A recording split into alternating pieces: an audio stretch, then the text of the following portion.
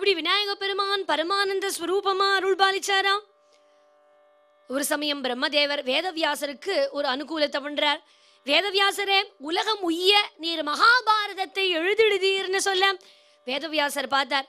சுவாமி, எழுதுறவனே, சொல்லக்கூடியவனே, ஸ்புரிக்கக்கூடியவனே எழுதினா அந்த வேகம் தடையப்படுமே, யாராவது எனக்கு ஒரு ஆள் எழுதுறதுக்கு கிடைச்சா தேவலான்னு பார்த்தேன். இந்த ஆளை வச்சுக்கிறதுல 2 பிரச்சனை உண்டு. சுமாரா மந்த புத்தி உடையவனா இருந்தா எழுதவே மாட்டான், ரொம்ப அறிவாளியா இருந்தா இவருக்கு மேல எழுதுவான்.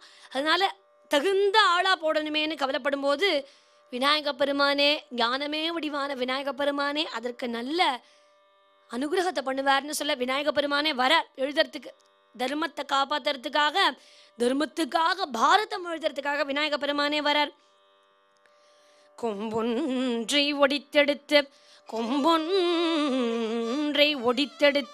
குருகுலத்தார் கதை எழுதி, கொம்பொன்றை ஒடித்தெடுத்து குருகுலத்தார் கதை எழுதி, தும்பிக்கை உடையவனே தொந்தி வயிறு உடையவனே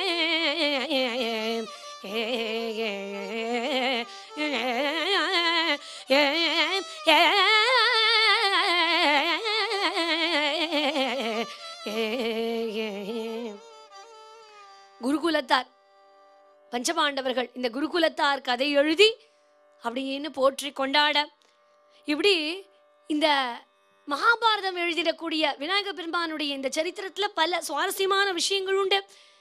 எழுதும்போது கஷ்டப்பட்டு இந்த விநாயக பெருமான் எதை கொடுத்தாலும் மடக்குன்னு எழுதிடுவார். அதனால வேதவியாசருக்கு யோசிக்கிறதுக்கு நேரம் இருக்காது. அதனால என்ன பண்ணுவாரா, நிறைய முடிச்சு போட்டு கொடுப்பாராம். ஸ்லோகத்திலேயே நிறைய முடிச்சு போட்டு கொடுப்பாராம், மர்மமான முடிச்சுகள் போட்டு.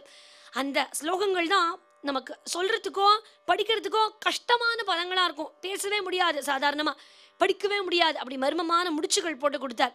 அதுதான் பாரத குட்டுன்னு பேரே அதுக்கு. அந்த மர்மமான முடிச்சுகள் போட்டு விநாயக பெருமானுடைய எழுத்த கொஞ்சம் தாமதப்படுத்துறதுக்காக வேதவியாசர் பண்ணினது. இப்படி இப்ப எல்லாரும் ஸ்கிரைப் வச்சுக்கிறோம் இல்லையா, எழுத முடியாதவர்கள்லாம். இப்படி பாரதம் எழுதுறதுக்கு, மகாபாரதத்துக்கு விநாயக பெருமானே ஸ்கிரைபா இருக்கார். இவர் ஆத்தர்ன்னு சொல்ல முடியாது, வேதவியாசர் தான் ரைட்டர்னு வேணா இவரை சொல்லலாம். இப்படி தர்மம் பரவணுங்கிறதுக்காக 4 வேதங்களோட சேர்த்து, வேதங்கள் எழுதாக்கிழவின்னு சொல்றோம், ஆனா பஞ்சமோ வேதஹா அப்படிங்கிறோம் மகாபாரதத்தையே. இப்படி 5வது வேதமான மகாபாரதத்தையே தன்னுடைய, எப்பவுமே ஒரு மிருகத்துக்கு ஒரு பிரியம் அதிகம், அது போல யானைக்கே தந்தம் தான் முக்கியம். அதனுடைய பெருமை வெள்ள வெளேர்னு இருக்கும் இல்லையா தந்தம், அந்த தந்தத்தையே ஒடித்து கொடுக்குறாராம். எதுக்காக? தர்மத்தை ஸ்தாபிதம் பண்ணணும் அப்படிங்கிறதுக்காக மகாபாரதத்தை கொடுக்குறாராம். இந்த மகாபாரதத்துல இல்லாத அறங்கள் வேற எந்த ஞான நூல்கள்லையும் கிடையாதுன்னு சொல்லலாம்.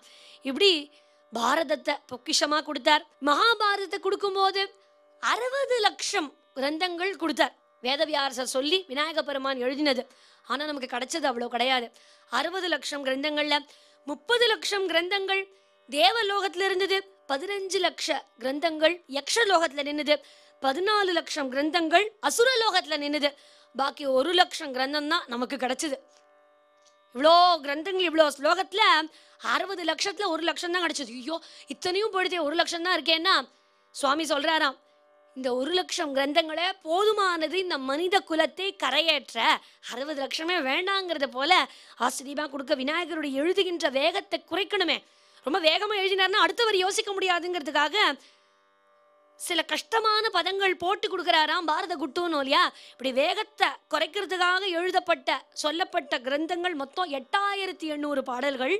விநாயக பெருமானுடைய வேகம் கொஞ்சம் குறையணுங்கிறதுக்காக வேதவியாசர் சொன்னது.